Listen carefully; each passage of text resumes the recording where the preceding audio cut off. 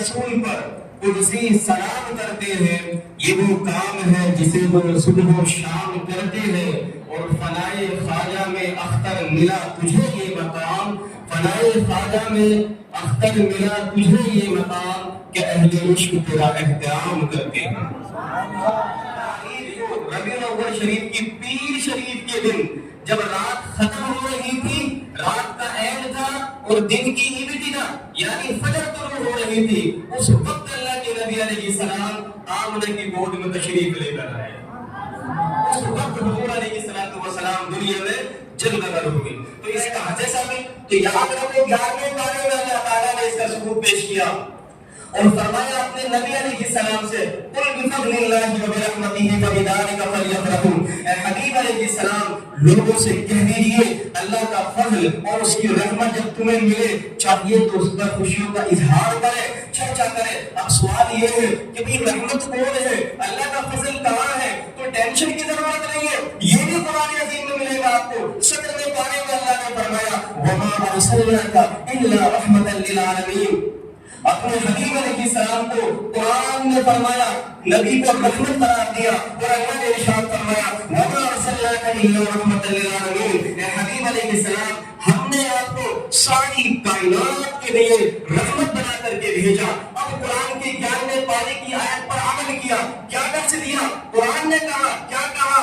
اللہ کا فضل ملے، اللہ کی رحمت ملے، کیا کرو؟ چرچا کرو۔ 17ویں پارے میں نبی کو رحمت قرار دیا۔ ان دونوں آیتوں پر عمل کرتے ہوئے سنی علماء نبی کی پیدائش مناتے ہیں، نبی کی ولادت مناتے ہیں، محفل میلاد مناتے ہیں، اور اسی کا نام 12 ربیع الاول شریف نبی کی پیدائش کا مناتا ہے۔ عرب کا معاملہ کتنا خطرناک تھا، عرب کے حالات کیا تھے کہ لوگ جہالت کی دنیا میں جی رہے تھے۔ میرے نبی کی تشریف لانے سے قبل کے معاملے کو دیکھو، تاریخ پڑھ کر کے ملتا ہے کہ حضور علیہ السلام کی تشریف لانے سے، آپ کے پیدا ہونے سے پہلے عرب کے لوگوں کا معاملہ یہ تھا، اپنے گھر میں، ان کے گھر میں اگر بیٹی پیدا ہو رہی تھی، زندہ دفن کر رہا تھا، باپ کو شرم آ رہی تھی، باپ کو حیا آ رہی تھی، معاشرے میں کیا جواب دیا؟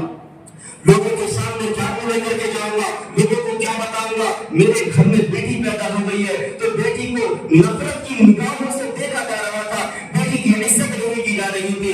یہی حالات تھے کہ عورتوں، مردوں نے، لوگوں نے اپنی اولاد، اپنی بچیوں کو، اپنی بیٹیوں کو زندہ زمین کے اندر دفن کیا، زندہ زمین میں دفن کر دیا۔ لیکن میرے آقا علیہ السلام تشریف لائے تو اے لوگوں، بیٹی جو ہے یہ زحمت نہیں ہے، بلکہ میرے نبی نے بیٹی کو رحمت بندہ بتایا اور فرمایا بیٹی تمہارے لیے رحمت ہے۔ فرشتوں کا نزول بیٹی کی ولادت پر ہوا کرتا ہے، تو ان بچیوں کی ضمانت اور ان کو بچایا، زندہ رکھا کس نے؟ اللہ کے نبی علیہ السلام کی ذات نے، کہ لوگوں کو درس دے کر کے بتا دیا اب بچیوں کو زندہ زمین میں دفن نہیں کرنا ہے، بیٹی کو نفرت کی نگاہ سے نہیں دیکھنا ہے، بلکہ یہ تمہاری بچیاں تمہارے لیے رحمت ہے۔ اللہ تعالیٰ سب کے لیے رزق دینے والا ہے۔ ہم لوگ کیا کہتے ہیں؟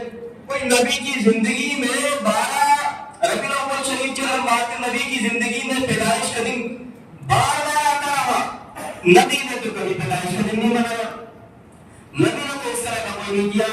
میں کہتا ہوں ایسے بندے کو دین کی نالج نہیں، حدیث پاک کی نالج نہیں، جو مولویوں میں اس طرح کی بات کرتا ہے، در حقیقت عوام کو گمراہ کرتا ہے۔ اس سے بتاؤ کہ کیا تو نے یہ حدیث پاک نہ پڑھی؟ اللہ کے نبی علیہ السلام کے فرمان کا مفہوم ہے کہ حضور علیہ السلام جو ہے اپنی پیدائش والے دن، پیر کے دن، اللہ کے نبی علیہ السلام روزہ رکھا کرتے۔